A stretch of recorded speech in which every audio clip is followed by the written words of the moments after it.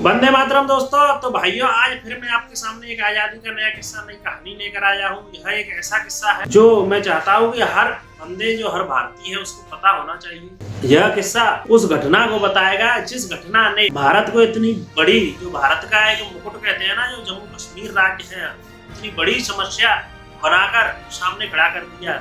तो यह किस्सा उस समस्या के बारे में है जो आज तक कभी सुलझाई नहीं गई, कभी सॉल्व ही नहीं हो पाई। हमेशा आतंकवादी हमले, हमेशा कोई पाकिस्तान घुसपैठ करता रहता है उस समस्या को लेकर, जम्मू कश्मीर को मुद्दा बना के। तो यह किस्सा उसी मुद्दे के बारे में है, उसी समस्या के बारे में है। यह आपको बताएगा कि कैसे जम्मू कश्मीर भारत की गले की हड्डी बन गया, एक गले की फांस बन के उभरा। एक नई समस्या, एक ऐसी समस्या जो शायद ही कभी सुलझाई जा सके, ऐसी समस्या बन के उभरा भारत के लिए।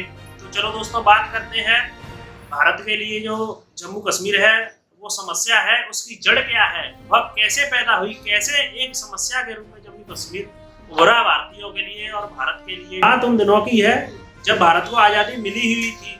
15 अगस्त 1947 को भारत आज़ाद हुआ। उसके कुछ महीने बाद ही जब यह भारत और पाकिस्तान बने हुए थे, तो जम्मू कश्मीर ना पाकिस्तान में विलय हुआ था, ना भारत में विलय हुआ था। जो वहाँ के राजा थे, राजा हरि सिंह जी, उनका ऐसा कहना था कि हम एक स्वतंत्र देश बनाएंगे, एक स्वतंत्र राज्य बनाएंगे, हम एक बफर स्टेट बनाएंगे, इंडिपेंडेंट स्टेट बनाएंगे, हमें किसी में विलय होने की जरूरत नहीं है। और इस जो उनकी यह सोच थी राजा हरि सिंह की, इसको आग देने का काम कर रहे थे अंग्रेज लोगों ने उन्हें भर रखा था कि हम आपका सहयोग करेंगे, पूरा सहयोग करेंगे जितना हो सके कि आप एक स्वतंत्र राज्य बने। आप ना पाकिस्तान में विलय हो, ना इंडिया में विलय हो, आप एक स्वतंत्र राज्य बने, हम आपका सहयोग करेंगे जितना हो सकेगा। तो दोस्तों, पहले से ही अंग्रेजी की ऐसी पॉलिसियां रही हैं, ऐसी नीतियां रही हैं कि हम बांटेंगे, हम जाएंगे तो बांट कर जाएंगे। तो उन्होंने पहले ही भारत के 2 टुकड़े कर दिए, भारत और पाकिस्तान। अब वो भारत के तीसरा टुकड़ा करना चाहते थे जम्मू कश्मीर के रूप में, जम्मू कश्मीर को स्वतंत्र राज्य बनाना चाहते थे। इन नीतियों को ही कामयाब बनाने के लिए वो राजा हरि सिंह जी को भड़काते रहते थे वहाँ के। लेकिन उन दोनों एक और समस्या पैदा हो गई जब भारत आज़ाद ही हुआ था। 1947 में भारत पाकिस्तान दोनों आज़ाद हुए थे, अलग अलग देश बने थे, स्वतंत्र देश बने थे, फ्रीडम मिली थी। तो उन दिनों क्या हुआ था कि जो जम्मू कश्मीर है वो ना तो पाकिस्तान में विलय हुआ था, ना इंडिया में विलय हुआ था। उन दिनों ही जब भारत और पाकिस्तान आपस में अलग हुए ही थे, तो उन दिनों से कुछ महीने बाद ही, जब वे आज़ाद हुए थे 1947 में, तो उससे ही कुछ महीने बाद ही पाकिस्तान की आर्मी ने, जो पाकिस्तान की आर्मी थी, उसने जम्मू कश्मीर पर आक्रमण कर दिया और जम्मू तक घुसाई। तब राजा हरि सिंह जी को, उनके पास उतनी सेना नहीं थी कि वह पाकिस्तान आर्मी का मुकाबला कर सके, उतने साधन नहीं थे। तो राजा हरि सिंह जी को सोचना पड़ा कि अब हम क्या करें। अब जम्मू भी गया, हाथ से कश्मीर भी जाने वाला है, श्रीनगर भी जाने वाला है, तो अब हम क्या करें। तब उन्होंने अपने मंत्री को सरदार वल्लभ भाई पटेल के पास भेजा। तब सरदार वल्लभ भाई पटेल भारत के गृह मंत्री हुआ करते थे, तो उनके पास भेजा। तो उनके मंत्री ने, जो सरदार वल्लभ भाई पटेल है, उनसे कहा कि आप हमारी सहायता कीजिए, हमारी हेल्प कीजिए, हमें पाकिस्तान आर्मी से बचाइए। तो सरदार वल्लभ भाई पटेल अपने बहुत सूझबूझ वाले इंसान थे, बड़े देश प्रेमी थे, उन्हें पता था कि देश के लिए क्या नुकसानदायक है और किसमें फायदा है। तो उन्होंने, जो उनके मंत्री थे, यह प्रस्ताव लेकर आए थे, उनसे कहा कि इसमें हमारा क्या फायदा है, हम क्यों आपकी मदद करें। आप तो एक बफर स्टेट बनाना चाहते थे, आप तो स्वतंत्र होना चाहते थे, हम उन्हीं की मदद कर सकते हैं जो हमारा अभिन्न हिस्सा है। तकनीकी तौर पर, टेक्निकली हम उन्हीं की मदद करेंगे जो हमारे देश का हिस्सा है, राज्य, उन्हीं की मदद कर सकते हैं। तो जो राजा हरि सिंह जी के प्रधानमंत्री थे, वे बड़े सूझबूझ वाले आदमी थे, बड़े बुद्धिमान व्यक्ति थे। तो उन्होंने कहा कि हम आपके बारे में भी सोचेंगे, आप जो कह रहे हैं उसके बारे में भी सोचेंगे। तो सरदार वल्लभ भाई पटेल ने कहा कि मैं आपकी मदद सिर्फ एक शर्त पर करूंगा कि जम्मू कश्मीर अपने खुद के विचारों से भारत में विलय हो जाए। वह एक ऐसे डॉक्यूमेंट पर हस्ताक्षर करे कि उसमें लिखा हो कि जम्मू कश्मीर को हम भारत में विलय करते हैं, राजा हरि सिंह जी इसमें साइन करें। तो यही बात जो राजा हरि सिंह जी के प्रधानमंत्री थे, उन्होंने जाके राजा हरि सिंह जी से कही।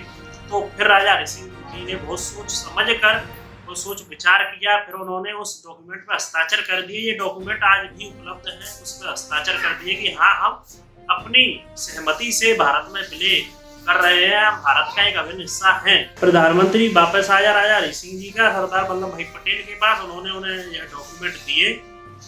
तब सरदार वल्लभ भाई पटेल ने अपनी आर्मी, जो हमारी थल सेना है, उसे और एयरफोर्स को भेजा। तो आप कल्पना करिए, जब उनकी पाकिस्तान आर्मी श्रीनगर तक आ चुकी थी, तब जाके भारतीय आर्मी ने जम्मू कश्मीर में पैर रखना शुरू किया था। वहां से वे पाकिस्तान की आर्मी को ऐसे खदेड़ कर ले गए, गाजर मूली की तरह काटते हुए वे पाकिस्तान आर्मी को पाकिस्तान की सीमा तक ले गए। तो वह लड़ाई इतनी अद्भुत थी कि आज भी इतिहास गवाह है उस लड़ाई का। दुनिया आज भी याद रखती है उस लड़ाई को, और उन सैनिकों ने जो पराक्रम दिखाया वो भी बहुत अद्भुत था, बहुत अविस्मरणीय पराक्रम दिखाया था वहां के सैनिकों ने। जो भारत के सैनिक थे उन दिनों, उन्होंने इतना तगड़ा पराक्रम दिखाया, इतनी तगड़ा साहस दिखाया था कि उन लोगों ने, जो सैनिक थे, उन्होंने भारत के जो गृह मंत्री थे उनसे कह दिया कि आप हमें ऑर्डर दीजिए, अब कराची और लाहौर ज्यादा दूर नहीं है हमसे, हम उन्हें भी अपनी मुट्ठी में कर लेंगे, ऐसा कहा था। लेकिन वहीं एक चूक हो गई भारत से। जो भारत के प्रधानमंत्री थे उस समय, नेहरू, जिनके बारे में मैंने पिछले वीडियो बनाई है, उनकी जो हरकतें थी वो मैंने बताया कि भारत पाकिस्तान कैसे करवाया उन्होंने, भारत पाकिस्तान कैसे बनवा दिया नेहरू ने अपनी एक जिद के लिए। ये मैंने आपको पिछली वीडियो बताया है, आप मेरे चैनल पे जाके भी वीडियो देख सकते हैं। तो ये बात हुई, तो नेहरू ने उन दिनों जब भारत की सेना, जो भारत की सेना थी, थल सेना, वो पाकिस्तान की सीमा पर खड़ी थी और ऑर्डर मांग रही थी सरदार वल्लभ भाई पटेल से कि आप हमें आदेश दीजिए, हम कराची और लाहौर को भी भारत में विलय कर लेंगे आज। तो हमारे नेहरू ने क्या किया, उन्होंने घोषणा कर दी युद्ध विराम की, और वो घोषणा ऐसे नहीं की, पब्लिक के सामने नहीं की, उन्होंने वह घोषणा सीधे ऑल इंडिया रेडियो के मुख्यालय में जाके, कार्यालय में जाके, जो दिल्ली में है, वहां कर दी जाके, और कह दिया कि हम युद्ध रोकते हैं। जो जम्मू कश्मीर का मुद्दा है, भारत और पाकिस्तान के बीच में जो संयुक्त राष्ट्र संघ है वह आएगा मध्यस्थता में, उसकी मध्यस्थता में हम इस मुद्दे को सुलझाएंगे। उन्होंने कह दिया कि भारत और पाकिस्तान का जो जम्मू कश्मीर का मुद्दा है, वह जम्मू कश्मीर किसमें विलय होगा, उसमें जो यूएन है वह चौधरी बन के आएगा और हमें जजमेंट सुनाएगा कि हाँ, आपको घरेलू मैटर में हम जजमेंट सुनाते हैं कि भारत, वो जो जम्मू कश्मीर है वो भारत में विलय होगा या पाकिस्तान में। तो उन्होंने इतना चूतियापंथी का बयान दे दिया, जिसने आज यह समस्या पैदा कर दी कि जम्मू कश्मीर भारत की गले की हड्डी, गले की फांस बनकर बैठा हुआ है, और पाकिस्तान को भी मौका मिल जाता है। जब कोई ऐसी बात होती है जम्मू कश्मीर को लेकर, तो पाकिस्तान कहता है कि आपके प्रधानमंत्री ने, आपने, भारत ने तो पहले ही यह कह दिया है जम्मू कश्मीर एक डिस्प्यूटेड एरिया है, एक विवादित क्षेत्र है, यह समस्या हम यूएन की मध्यस्थता में सुलझाएंगे, और यूएन इसमें अपना जजमेंट देगा कि जो जम्मू कश्मीर है वह किस देश में विलय होगा, पाकिस्तान में या भारत में, वह किसका हिस्सा बनेगा, यह यूएन बताएगा, यूएन चौधरी बनकर बैठेगा। तो यह मौका यूएन को किसने दिया, नेहरू ने। यह समस्या किसने पैदा की, नेहरू ने। नेहरू इस समस्या की जड़ है, नेहरू ही है जिसने कश्मीर को इतनी बड़ी समस्या बना दिया, जम्मू कश्मीर को इतनी बड़ी समस्या बना दिया, वहाँ लाखों लोगों को बर्बाद किया, वहाँ से जो वहाँ भारतीय जो रहते थे, वहाँ जो हिंदू रहते थे, उन्हें कटवा कर भगवा दिया। यह सिर्फ हुआ नेहरू के कारण। तो मैं कहता हूँ दोस्तों, आपको यह जानकारी पहले पता थी या नहीं ये तो मुझे पता नहीं, लेकिन उस भाषण की वजह से जो उन्होंने यह बयानबाजी की थी, वो भी सिर्फ केवल डायरेक्ट जाके बोल दी थी, अपने मन से बात बनाकर डायरेक्ट बोल दी थी, सिर्फ अपने फायदे के लिए। उन्होंने ना कोई कैबिनेट मीटिंग बुलाई, ना किसी से विचार विमर्श किया। जब युद्ध विराम की बात आती है, जब युद्ध विराम करने की बात आती है, तब हमारे कॉन्स्टिट्यूशन में ऐसा प्रावधान है कि आप कैबिनेट की मीटिंग बुलाएं, आप अपने मंत्रिमंडल से विचार विमर्श करें, उसके बाद आप कोई घोषणा कर सकते हैं युद्ध विराम की है, युद्ध को आगे चलाया जाए ऐसी। लेकिन उन दिनों नेहरू ने ऐसी कोई विचार विमर्श वाली मीटिंग बुलाई नहीं जिसमें विचार विमर्श किया जा सके, दूसरों की सलाह ली जा सके। उन्होंने डायरेक्ट ऑल इंडिया रेडियो पर घोषणा कर दी कि हम युद्ध विराम करते हैं और यूएन आएगा चौधरी बनकर, हम दो देशों में वो डिसाइड करेगा जम्मू कश्मीर किस में विलय हो।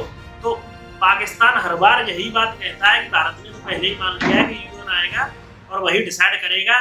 पाकिस्तान हर बार कहता है कि हम चाहते हैं कि यूएन आए और जो जम्मू कश्मीर की पब्लिक है उस पर मतदान करवाए कि वो किस देश में जाना चाहते हैं, उसके आधार पर जम्मू कश्मीर को विलय किया जाए। हमेशा जो पाकिस्तान है वह ऐसे बयानबाजी करता रहता है तो दोस्तों आपको यह जानकारी कैसी लगी? अगर आपको यह जानकारी नहीं पता थी तो एक लाइक का बटन जरूर दबाएं, और नहीं पता थी तो इस वीडियो को ज़्यादा से ज़्यादा शेयर करें, जिससे लोगों को पता चल सके कि समस्या की जड़ कौन है। जो जम्मू कश्मीर की समस्या है उसकी जड़ कौन है, और वह ऐसा काम कर गया कि एक तो भारत और पाकिस्तान को दबा गया, ऊपर से इस समस्या को ऐसे रख गया कि हमेशा भारत और पाकिस्तान जो जम्मू कश्मीर है उसके पीछे लड़ते रहे, कटते रहे, मरते रहे वहाँ के लोग। जवाब मिलते हैं अगली वीडियो में भाइयों।